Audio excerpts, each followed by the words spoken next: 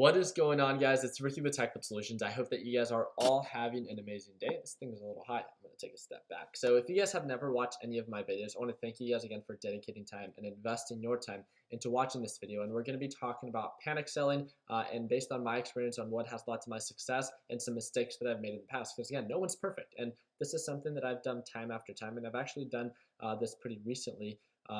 When it came down to, I was doing very well for all 2018. I did not close a red position the entire year. And then I was trading JNUG and it had a dramatic sell-off. And I had a dollar value that was a little bit too high that I had invested, and I sold because I got a little scared, right? Because my dollar value that I had invested was a little bit too much in my opinion. And I'm going to be talking about kind of like some simple steps that I've taken to alleviate kind of the stress when it comes down to something not going your way, right? You guys have to understand that investing in the stock market, there's a lot of volatility and there's a lot of time that you are going to need to pretty much invest to get a better understanding and become more familiar, right? It's a market that you're always learning new things in, and that's a really beautiful thing about this. At least that's something that I really enjoy about it. I have a little bit over 95,000 members within my free trading community. It's the third link in the description. It's not just investing in the stock market, but we invest in multiple different markets. Real estate's the buying and reselling of cars, and if you just want to start your own business and start surrounding yourself with like-minded individuals, check it out. It's the third link in the description. It's a free group, and we also have a free private group chat. We would love to be a part of your success, and hopefully we can act as a catalyst to assist you in your success as well as we have in many others. So as you guys can see, there's a couple people that are tuning in live. So we got Marco, we got Lillian, we got what's going on, Douglas, Big Head, Marky, Liam. What's going on, Seth? So no hat today. No, my hat I think is upstairs or something like that, or my roommate sold it. There's someone that offered like $1,000 for my hat, and it's a price. Like I really enjoy my hat. Like I wouldn't sell it for $1,000. I bought it for 10, just to let you guys know. So just think about that margin of profit. But no, it's that ASU hat that I'm always wearing. But I love it. I would like to keep it like for the rest of my life. I got it for $10 and stuff like that. So let's go ahead, and I'm going to get kind of straight to it. I'm not going to be showing the people talking right now just because I want to make sure that you guys focus, and then I want to kind of get straight to it. So let's keep it very simple. So first of all, in my honest opinion, one thing that I think that has really assisted me in becoming more consistent and not panic selling is it's going to come after time, but it's truly understanding the pattern that you are trading. So what I mean by that is I'm going to give you guys some examples like today. DGAS was not going as planned as the market opened. Yesterday, I think if you guys follow me on Instagram, you guys could see it was a $400 day. The day prior was $200. There's a pretty solid pullback today with DGAS, and I ended up being down about $400. And I was still holding DGAS.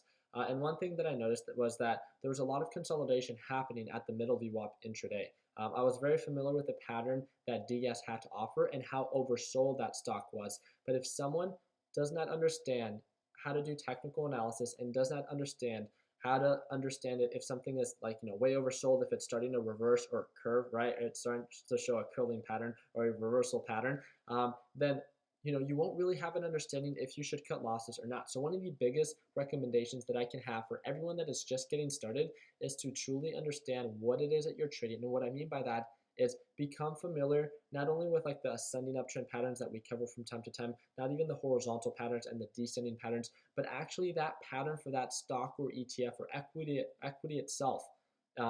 Like you need to become familiar with that specific pattern. Although we do talk about general patterns, as in the beautiful picture of the ascending uptrend pattern, the beautiful picture of the horizontal pattern, or the beautiful picture of the descending pattern, and how nicely it can look. We're drawing out a pretty picture of what it can look like.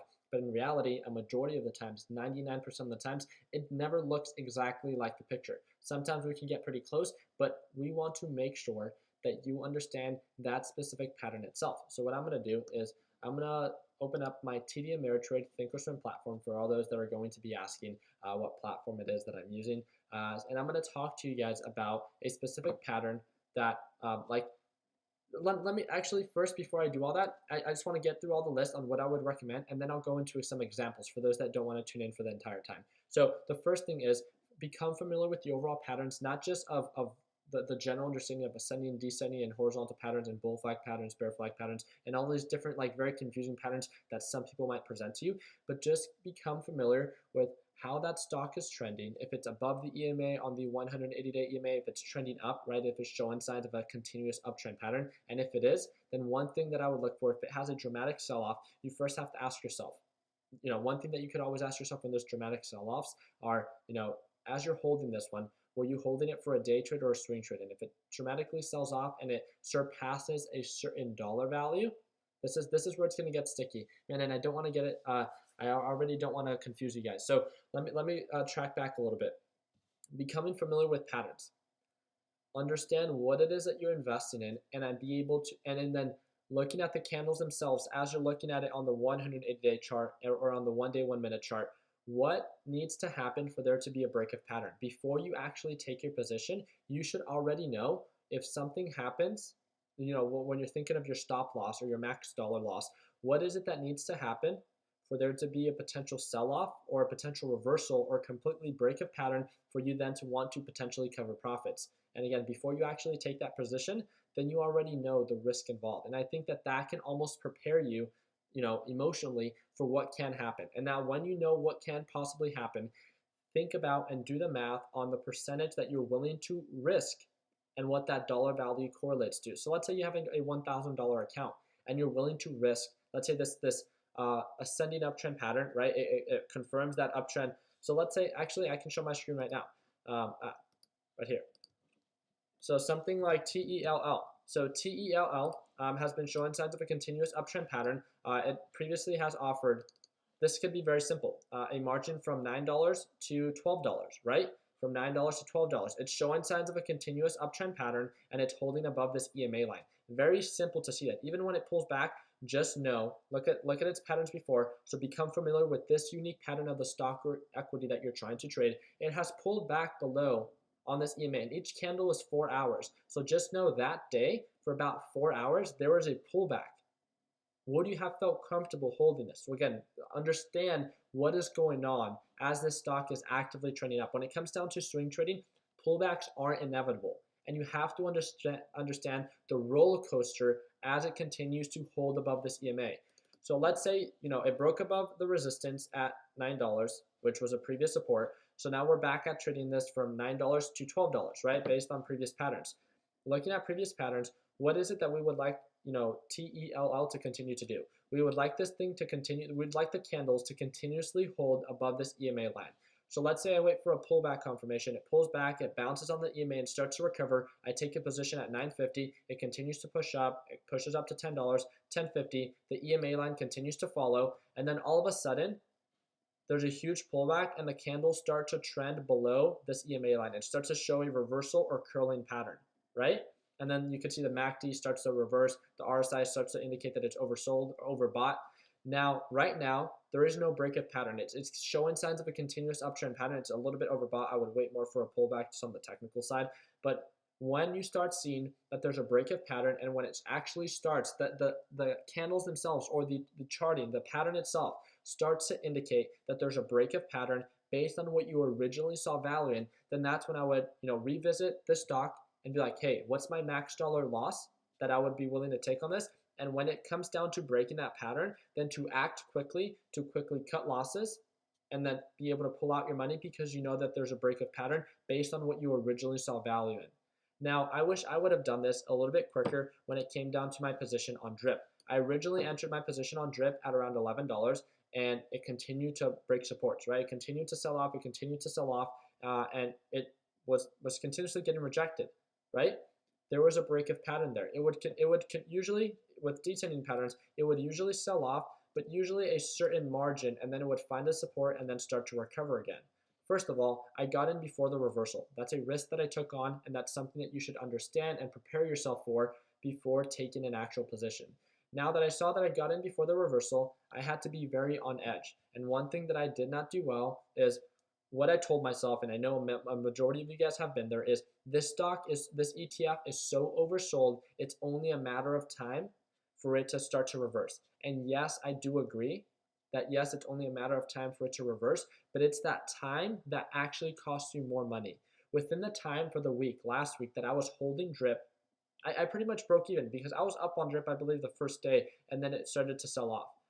I ended up being down on, it's not even what I lost on drip, but it's the time that I spent holding, bag holding drip, that I missed out on an opportunity in investing in Gush, in investing in JNUG, patterns that I was calling out, the call out that I had on X all last week that covered 5-10% margins. And I missed out on that opportunity and that time factor because I did not cut losses quick enough on drip.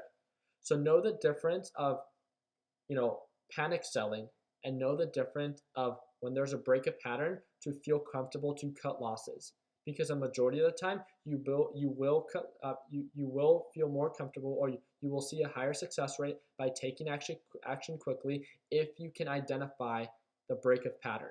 So don't be afraid to cut losses when there's a break of pattern, which is originally why it is that you might have seen value in it. So another thing that I've personally experienced or have kind of like dealt with before is the overall understanding that how do you know when, like kind of like on my drip position, like I knew it was oversold, I knew that it had a lot of potential for recovery, but the dollar value that I was already losing outweighed the margin of profit that it had to make. Does that make sense? So again, I'm talking a lot about like almost like what can potentially happen, but when you start seeing something to sell off, just take a step back and look at the pattern. Think if you only had $1 invested, would you want to sell right now? So as simple as that. Take all the emotions away from investing in that position. You might have $1,000, you might have $10,000, but think about, again, to remove all emotions, if you had $1 invested in this stock or equity, would you still feel extremely uneasy about holding this position? Just thinking about the technicals, focusing on the pattern itself. No emotions, not caring what your dollar currently is at risk, but just focusing on the technicals. And if you say, hey, there's a break of pattern, it's continuously selling off, I think I should cut losses because the what I originally saw value in is no longer there. Fine, great. It's trending below the 180-day EMA. You're looking at some form of indicator that is telling you that it's getting rejected and continuously going to be selling off, then fine, you're making the right judgment. But if you start seeing that right as you get in, as I've been there multiple times, and it starts to sell off, but it's a swing trade, and you might have gotten in too early, and there's still no break of pattern, so it's still holding above the EMA, it might be right around that 180-day EMA, and you might be getting a little bit uneasy. Understand, these EMAs and all these support and resistance lines are all theoretical, they're all psychological price points. They're all made up, right? Just know that they're not always going to bounce at exact price points. So as long as you understand that before going in, and you can remove all the emotions of the dollar value that you have invested in these specific equities, then you can have a better understanding that when you are trading in a pattern, that if all of a sudden that there's a pullback but there's no break of pattern, that you're not going to cut losses. And the reason why is because the pattern that you originally saw value in is still valid. And that's what I need you all to understand. When the pattern is still valid, and it might have just had a slight pullback and it's showing still a potential reversal, that's when you can be like on edge if you might want to potentially cut losses, but it doesn't mean that you have to pull the trigger right away, because like we saw on DGuess today, I turned a $400 loss today, originally how I opened the day, to over a $500 profit. And you guys saw me trade live. I covered my profit live, and you guys saw me, sell my position, and everything worked out perfectly. I ended up selling at almost almost like the highs of day at a perfect price point. And it's because I understood the pattern. I removed all emotions from it, and I made sure that the dollar value that I had invested was not an overwhelming amount that made my emotions come into play and to panic sell. Because again, if you had $1 invested in the stock or equity, would you be panic selling? Well, no, it's only $1 and the emotion is not there. So again, take a step back, look at the pattern, look originally why you saw value in this, and see if the pattern is broken. Feel free to reach out to other members within TechBot Solutions or within your own trading community, and not trade based on their opinion, but ask them, hey, does this pattern make sense to you? A second-hand opinion, third-hand opinion. You could always ask other people, this is why I saw value in it. Do you think it's still valid? But again, never rely based on other people's opinion, and never trade based on other people's opinion. You worked very hard for your money, and you want to make sure that it works very hard for you. To dedicate some time to understand patterns, dedicate some time to understand indicators and what indicates an uptrend pattern, and make sure that you take the proper steps and precautions to invest in something that's actively trending up. your account will directly correlate the pattern of what it is that you're investing in. If you're investing in something that's descending, then there's a high risk that you are taking that you're most likely going to invest in something that's going to continue to descend. If you're investing that is ascending or a horizontal pattern, make sure that you get a good deal, that you buy the dips, and that you understand that you're getting in when it's actively trending up. And if you don't, then at least know the risk of that you're getting in before the confirmation, and that is a risk that you're taking on. So maybe going in with a smaller position size. I've talked about that in the Learn Plan Profit lesson library. So I want to hear what you guys have to say, and yeah, let's go from there. Yeah, so I believe Robinhood is the only, so someone's asking right now, does TD Ameritrade charge? Yes, 100%. They charge like $6.95, but if you call them up, you can negotiate it down to $4.95. If you have over $3,000, you could fund it and use promo code 220 and get 500 free trades, something like that.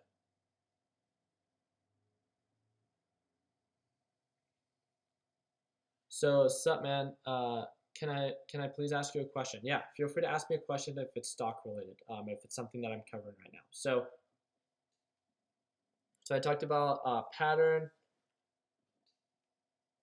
So make sure that man, I can't even read my writing. So I just talked about understand patterns, react quickly to a break of pattern when max percentage loss or max dollar loss is more important, and when does pattern outweigh dollar loss and stuff like that. Have a great understanding of the pattern. I just wrote a couple notes and stuff like that to have a little bit more structure, but it didn't really help. You're asking me to do a technical analysis. I'm not going to do a technical analysis right now, but if you're part of the Learn Plan Profit group, then you can direct message me there. So thank you again. So no, I don't trade options. I don't trade Forex. I trade in the stock market, or I invest in stocks and ETFs. That's all. Muhammad, what's going on, man? So I hope you enjoyed this video. Thank you again for the recommendation. And just to let you guys know, for all those that tuned in, I made this video based on one of our members' recommendations. Thank you again, Muhammad. So if I'm not mistaken, Muhammad, you're part of our Learn Plan Profit lesson library. And I'm so happy to hear that, again, I'm here to make videos based on your guys' suggestions. So feel free to direct message me any video ideas, and making sure that I don't have that video made already. I have over 800 videos. Please dedicate some time, use that YouTube search bar, use that Google search bar, and search and do your own due diligence. If you still can't find it, then feel free to let me know, and I'd be more than happy to do it. So yeah, that's pretty much it. All right, so when you're trading, do you invest your entire account position, or do you invest a percentage? So overall, I tend to have my overall account value invested in something when it's actively trending up. But when I take my first position, I choose to average up. So meaning that I take a 40% position, maybe just to get my foot in the door when it first reverses or starts to show signs of a confirmation. And as it continues to trend up, then I can continue to add money, right? Because it makes sense. You want to invest and add more money into something that's trending up. You don't want to average down into something that's continuously descending to average down. That doesn't mean anything. You're just adding more to what is falling, right? So yeah. Okay. So there's a couple of you that are asking some questions about like level 2 and a bunch of questions that I already have videos on. So please do dedicate some time. Guys, you guys have Google, you guys have YouTube to dedicate time and search everything up there. There's a bunch of videos that I have for you already there. If you want more structure with your trading and you would like to work with me and watch me trade live every single morning, then dedicate 30 seconds, 1 minute, and check out the first link in the description and learn how you can be part of my private group and inner circle. So yeah. And that is really just it. So I don't want to make this video too long. We're already approaching 20 minutes. So I want to thank you guys again for your time. I hope that you guys now have a better understanding and can take these simple steps that I talked about today to have a better understanding on how to not panic sell and to be able to understand and differentiate the difference from panic selling and cutting losses, because there's a complete difference of panic selling and cutting losses. You want to make sure that if you are panic selling, that you understand that there's some form of break of pattern. But also when you're cutting losses, you want to make sure that you're cutting losses at a proper price point that makes sense to you, and obviously that's going to lead to your success, right? Being able to minimize loss and maximize overall profits. So that is pretty much it. So thank you guys again so much for your time. I hope that you guys all have an amazing rest of your Wednesday. We will see you guys tomorrow at Market Open. For all those that are part of Learn Plan Profit, you guys can watch me trade live, and I'll be there to answer any of your questions. So make sure that you prepare your questions for that. And that's pretty much it. Thank you guys again for all those that participated in our free course giveaway on Twitter. If you guys don't follow us, you guys can search us up, I think, by TechUp Solutions or Ricky Gutierrez. All the links are down below to follow us on our different social media accounts, and we'll see you guys next time. Thank you again. Take it easy, team.